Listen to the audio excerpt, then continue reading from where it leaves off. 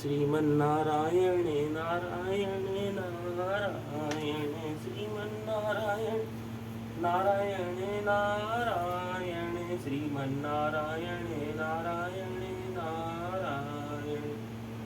Hello दोस्तों, कैसे हो आप सब। आशा करता हूँ आप सब अच्छे और स्वस्थ होंगे। हम भी अच्छे और स्वस्थ हैं।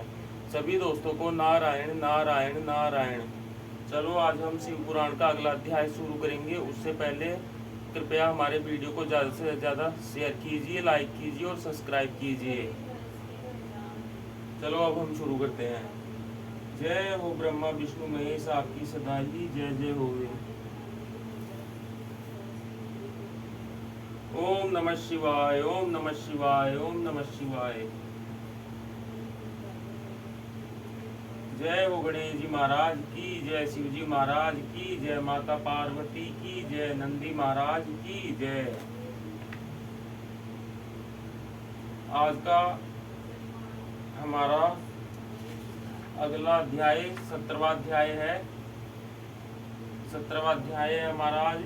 यज्ञ दत्त कुमार को भगवान शिव की कृपा से कुबेर पद की प्राप्ति तथा उनकी भगवान शिव के साथ मैत्री। सूत जी कहते हैं, मुनीश्वरों, ब्रह्मा जी की यह बात सुनकर नारद जी ने विनय पूर्वक उन्हें प्रणाम किया और पुनः पूछा, भगवान भक्तवत्सल भगवान शंकर कैलाश पर्वत पर कब गए और महात्मा कुबेर के साथ उनकी मैत्री कब हुई? परिपूर्ण मंगल विग्रह महादेव जी ने वहाँ क्या किया? यह सब मुझे बताइए। इसे सुनने के लिए मेरे मन में बड़ा कौतूहल है। ब्रह्मा जी ने कहा, नारद सुनो, चंद्र मौली भगवान शंकर के चरित्र का वर्णन करता हूँ। वे कैसे कैलाश पर्वत पर गए और कुबेर की उनके साथ किस प्रकार मैत्री हुई, यह सब सुनाता हूँ। कामकिल्य नगर में यज्ञदत्त नाम से प्रसिद्ध एक ब्राह्मण रहते थे, जो बड़े सदाचारी थे। उनके एक पुत्र हुआ जिसका नाम गुणनिधि था। वह बड़ा ही दुराचारी और जुआरी हो गया था। पिता ने अपने उस पुत्र को त्याग दिया। वह घर से निकल गया और कई दिनों तक भूखा भटकता रहा। एक दिन वह नैवेद्य चुराने की इच्छा से एक शिव मंदिर में गया। वहां उसने अपने वस्त्र को जलाकर उजाला किया, यह मानो उसके द्वारा भगवान शिव के लिए दीपदान किया गया। तत्पश्चात वह चोरी में पकड़ा गया और उसे प्राणदंड मिला। अपने कुकर्मों के कारण वह यमदूतों द्वारा बांधा गया। इतने में ही भगवान शंकर के पार्षद वहां आ पहुंचे और उन्होंने उसे उनके बंधन से छुड़ा दिया। शिवगणों के संग से उसका हृदय शुद्ध हो गया था, अतः वह उन्हीं के साथ तत्काल शिवलोक में चला गया।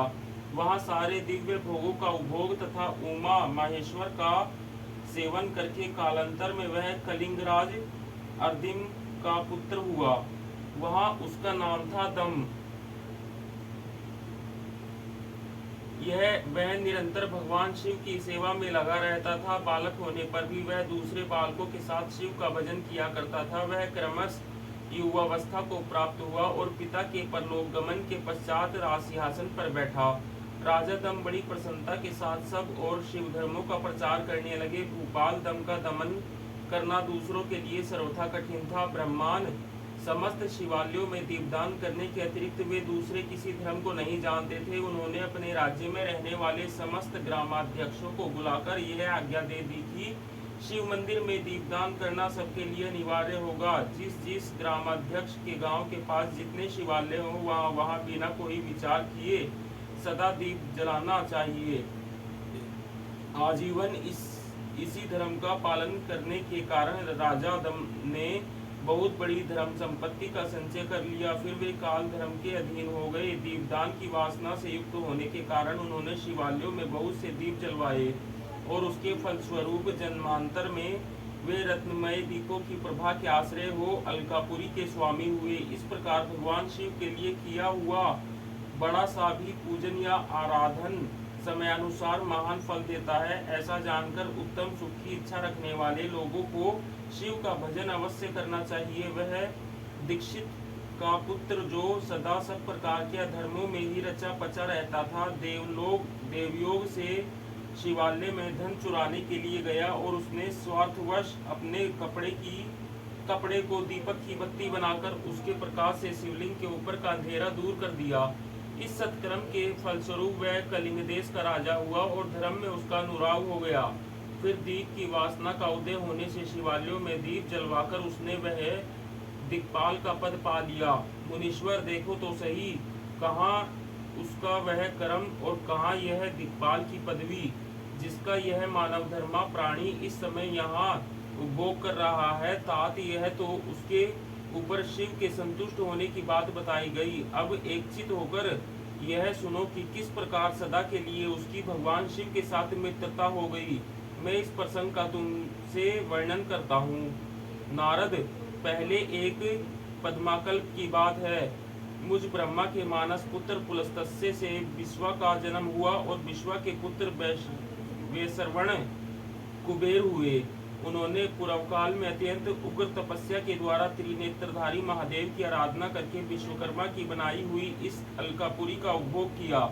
जब वह कल्प व्यतीत हो गया और मेघवाहन कल्प आरंभ हुआ, उस समय वह यज्ञदत्त का पुत्र, जो प्रकाश का दान करने वाला था, कुबेर के रूप में अत्यंत दुस्सह तपस्या करने लगा।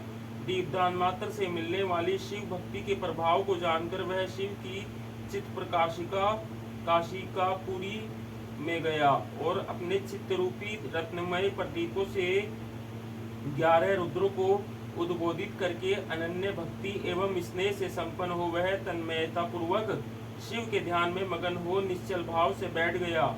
जो शिव की एकता का महान पात्र है, तपरूपी अग्नि से बढ़ा हुआ है, काम क्रोधादि महाविघ्न रूपी पतंगों के आघात से शून्य है, प्राण निरोध रूपी वायु शून्य स्थान में निश्चल भाव से प्रकाशित है, निर्मल दृष्टि के कारण स्वरूप से भी निर्मल है तथा सद्भाव रूपी पुष्पों से जिसकी पूजा की गई है, ऐसे शिवलिंग की प्रतिष्ठा करके वह तब तक तपस्या में लगा रहा जब तक उसके शरीर में केवल अस्थि और श्रम मात्र ही अवशिष्ट नहीं रह गए। इस प्रकार उसने 10,000 वर्षों तक तपस्या की। तदंतर विशालाक्षी पार्वती देवी के साथ भगवान विश्वनाथ कुबेर के पास आए। पार्वती देवी के साथ भगवान विश्वनाथ कुबेर के पास आए। उन्होंने प्रसन्नचित्त से अलकापति की ओर देखा। वे शिवलिंग में मन को एकाग्र करके ठूठे काठ की भांति स्थिर भाव से बैठे थे। भगवान शिव ने उनसे कहा, अलकापते, मैं वर देने के लिए उद्यत हूँ, तुम अपना मनोरथ बताओ। यह वाणी सुनकर तपस्या के धनी कुबेर ने ज्यों ही आंखें खोलकर देखा, त्यों ही उमावल्लभ भगवान श्रीकंठ सामने खड़े दिखाई दिए। वे उदयकाल के सहस्त्रों सूर्यों से भी अधिक तेजस्वी थे। उनके मस्तक पर चंद्रमा अपनी चांदनी बिखेर रहे थे। भगवान शंकर के तेज से उनकी आंखें चौधिया गई, उनका तेज प्रतिहत हो गया और वे नेत्र बंद करके मनोरथ से भी परे विराजमान देवेश्वर शिव से बोले, नाथ, मेरे नेत्रों को वह दृष्टि शक्ति दीजिए जिससे आपके चरणार बिंदों का दर्शन हो सके। स्वामिन, आपका प्रत्यक्ष दर्शन हो, यही मेरे लिए सबसे बड़ा वर है। इस दूसरे किसी वर से मेरा क्या प्रयोजन है। चंद्रशेखर, आपको नमस्कार है। कुबेर की यह बात सुनकर देवाधिदेव उमापति ने अपनी हथेली से उनका स्पर्श करके उन्हें देखने की शक्ति प्रदान की। दृष्टि शक्ति मिल जाने पर यज्ञदत्त के उस पुत्र ने आंखें फाड़ फाड़ कर पहले उमा की ओर ही देखना आरंभ किया। वह मन ही मन सोचने लगा, भगवान शंकर के समीप यह सर्वांग सुंदरी कौन है? इसने कौन सा ऐसा तप किया है जो मेरी भी तपस्या से बढ़ गया है? यह रूप, यह प्रेम, यह सौभाग्य और यह असीम शोभा सभी अद्भुत है। वह ब्राह्मण कुमार बार बार यही कहने लगा। जब बार बार यही कहता हुआ वह क्रूर दृष्टि से उनकी ओर देखने लगा, तब बामा के अवलोकन से उसकी बाईं आंख फूट गई। तदंतर देवी पार्वती ने महादेव जी से कहा, प्रभु, यह दुष्ट तपस्वी बार बार मेरी ओर देखकर क्या बक रहा है? आप मेरी तपस्या के तेज को प्रकट कीजिए। देवी की यह बात सुनकर भगवान शिव ने हंसते हुए उनसे कहा, उमे, यह तुम्हारा पुत्र है। यह तुम्हें क्रूर दृष्टि से नहीं देखता, अपितु तुम्हारी तप संपत्ति का वर्णन कर रहा है।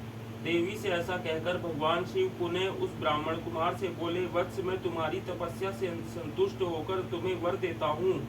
तुम निधियों के स्वामी और गुयाओं के राजा हो जाओ। सुरवर्त, यक्षों, किन्नरों और राजाओं के भी राजा होकर पुण्यजनों के पालक और सबके लिए धन के दाता बनो। मेरे साथ तुम्हारी सदा मैत्री बनी रहेगी और मैं नित्य तुम्हारे निकट निवास करूंगा। मित्र, तुम्हारी प्रीति बढ़ाने के लिए मैं अलका के पास ही रहूंगा। आओ इन उमा देवी के चरणों में साष्टांग प्रणाम करो, क्योंकि ये तुम्हारी माता हैं। महाभक्त यज्ञदत्त कुमार, तुम अत्यंत प्रसन्नचित्त से इनके चरणों में गिर जाओ। ब्रह्मा जी कहते हैं, नारद इस प्रकार वर देकर भगवान शिव ने पार्वती देवी से फिर कहा, देवेश्वरी इस पर कृपा करो तपस्विनी, यह तुम्हारा पुत्र है। भगवान शंकर का यह कथन सुनकर जगदम्बा पार्वती ने प्रसन्नचित्त हो यज्ञदत्त कुमार से कहा, वत्स भगवान शिव में तुम्हारी सदा निर्मल भक्ति बनी रहे। तुम्हारी बाईं आंख तो फूट ही गई है, इसलिए एक ही पिंगल नेत्र से युक्त रहो। महादेव जी ने जो वर दिए हैं वे सब उसी रूप में तुम्हें सुलभ हो। बेटा, मेरे रूप के प्रति ईर्ष्या करने के कारण तुम कुबेर नाम से प्रसिद्ध होोगे। इस प्रकार कुबेर को वर देकर भगवान महेश्वर पार्वती देवी के साथ अपने विश्वेश्वर धाम में चले गए। इस तरह कुबेर ने भगवान शंकर की मैत्री प्राप्त की और अलकापुरी के पास जो कैलाश पर्वत है वह भगवान शंकर का निवास हो गया। ओम नमः शिवाय, ओम नमः शिवाय, ओम नमः शिवाय। हे शिव जी महाराज, हे ब्रह्मा विष्णु, में इस कोई भूल चूक हुई हो तो क्षमा करना। दोस्तों आज के लिए इतना ही। सभी को नारायण नारायण नारायण।